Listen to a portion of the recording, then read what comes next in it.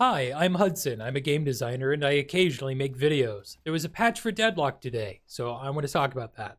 I'm not going to get into graphic detail with this patch, and I'm not going to make any visual comparisons. There are other channels for that. I'm just going to talk about it, let you know what's going on, and give you my thoughts on it. So let's get into it. Firstly, mid lane has been reworked. They've removed the arch monument, the rope entrances to mid boss, the barrels and kiosks that were providing cover. They replaced the bridge with a much larger version. They added stairway entrances to mid-boss, moved the veil areas to fit with the new bridge. I really like this new bridge. I like the way it looks. I like the way it feels being under it. I like that there's easier access to mid-boss. It looks great. It's a much larger bridge, but it looks great and it feels great. I really like it. It's going to change some of the strategy in this lane a little bit, but it's much larger and it's much easier to navigate, and I like it a lot. Mid-boss has also been changed a little. They started the sewer theming, so some things visually have been changed.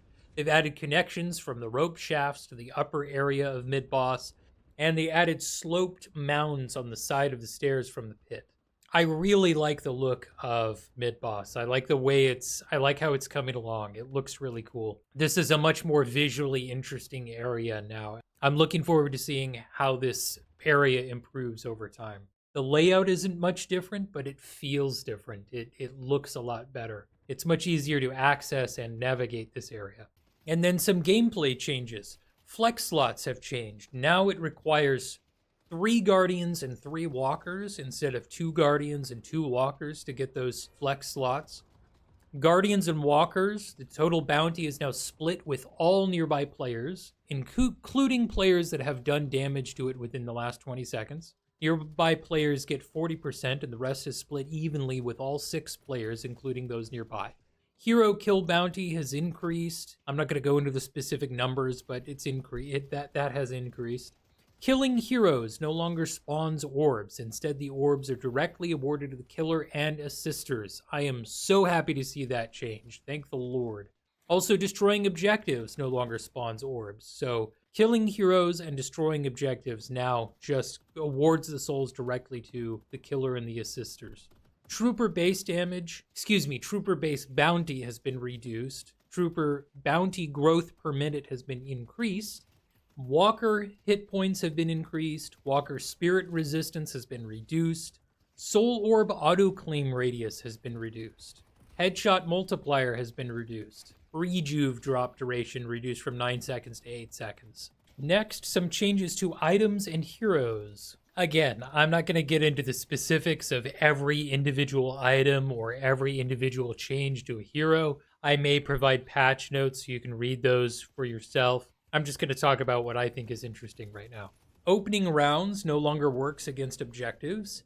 Tank Buster now only triggers when it affects a player. It no longer triggers and goes on cooldown if it hits a trooper, which is really appreciated. And then heroes. Calico. Ava no longer automatically breaks boxes. Instead, you can use the melee hotkey to do a pounce attack to break them. Leaping slash melee multiplier has been reduced from 1.6 to 1.3. Kelvin's Arctic Beam has had its cooldown increased, and its range has been reduced from 13 meters to 10 meters. So that's kind of a significant reduction in the range of his Arctic Beam. Lady Geist has had her bullet damage reduced from 26 to 23. Life drain self-slow increased from 25% to 40%. So now she's much slower when she's draining life.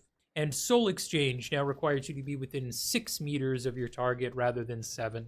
Viscus's Goo Ball has had its hitbox size increased, so it's a little easier to hit him. Splatter's Second Bounce has had its damage reduced from 70% to 50%. Warden's Last Stand no longer gets reduced cooldown when it's interrupted, and its DPS has been reduced from 90 to 80, and its spirit scaling has been increased. The health of both Calico and Wraith has been reduced by 50 points. Card Trick now also applies a 25% slow for 1 second. Great.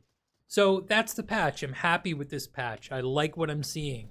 I hope you enjoyed this video. I also have gameplay videos and feedback videos on this channel. Go watch them. Put them in your brain. You'll like it. Thank you for watching this video. I hope you enjoyed it. If you did, consider a like and subscribe, and I'll see you next time. Thank you.